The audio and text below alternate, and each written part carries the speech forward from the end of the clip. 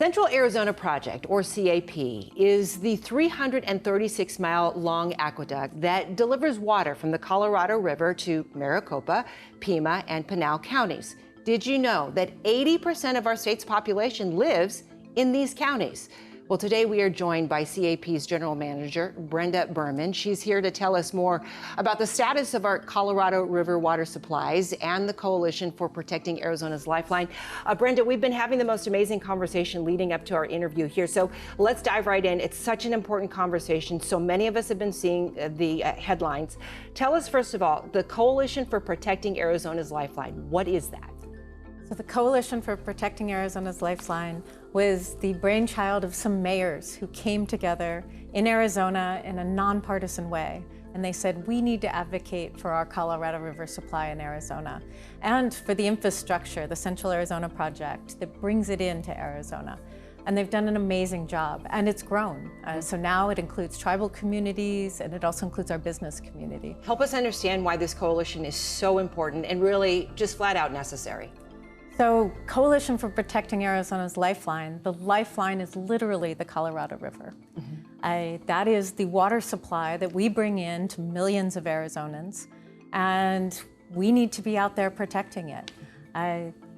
We're going through a lot right now. This is a critical time on the river, and there's so many different reasons. I have so much respect for those who have stepped up and said, this is important, this is a critical time, we're gonna take care of this river. Speaking of a critical time, the lower basin states, that includes us here in Arizona, California, Nevada.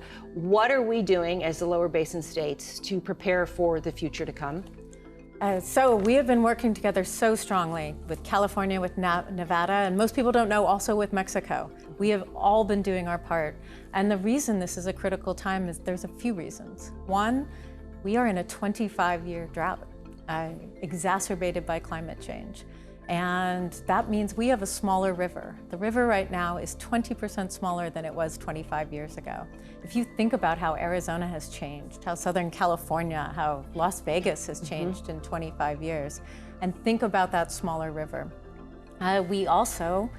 We're at a critical time because the United States largely controls this river. And the river goes from the Rocky Mountains, from Wyoming, all the way down to Mexico. And the United States owns the infrastructure that runs this river. Think about Hoover Dam, think about Lake Mead. The United States has rules of the road, guidelines about how they will operate this river, particularly in times of drought and shortage. And those rules were put in place for 20 years, but the 20 years is up at the end of 2026. Okay. So we are in rooms negotiating with the 7 states, with major water users, with the United States. How is this going to work?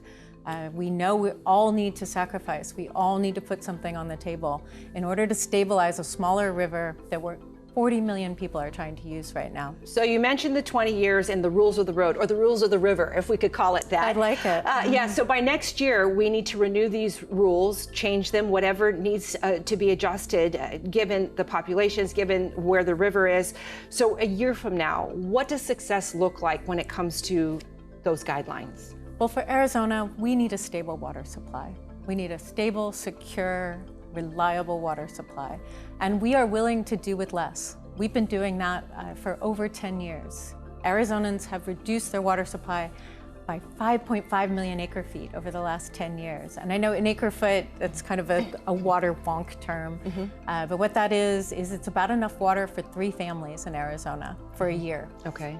So an incredible amount of water has been saved in Arizona. We've stepped up. So have our partners in California, so have our partners in Nevada. But a year from now, what we need to know is that everyone who relies on this river is part of the solution. We need stable rules of the river. Yes. And we need the ability to plan for our future, to invest in our industries, to invest in our infrastructure. We can make do with less, but it can't all be on Arizona. It can't all be on California and Nevada. The other people who rely on this river need to be part of a solution. Amen to that. As somebody who's lived in Arizona for a long time, I'm so glad to hear you talk and advocate so strongly for our state in particular. You said the Department of Interior, you were telling me, they will come up with these rules of the river, if we could so call them that. For those of us who are watching, for people who are watching at home, anybody in Arizona who's concerned about this issue, as we all should be, where can we go to learn more? Please, we have set up a website. The coalition has set up a website. It's called protectingarizona's.lifeline.com.